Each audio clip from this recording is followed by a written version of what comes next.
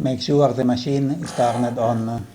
On the printer's display, press and hold this icon for about 5 seconds. Release the button. Press Drum. Select the toner color for the drum unit you need to reset. Press Yes.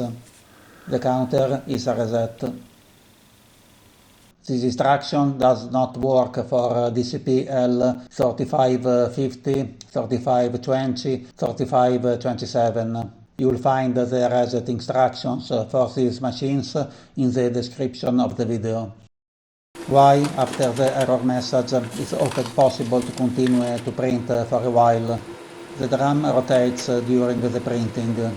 The printer advises you to replace the drum when the drum reaches a factory established number of rotations, not when the drum is effectively worn out.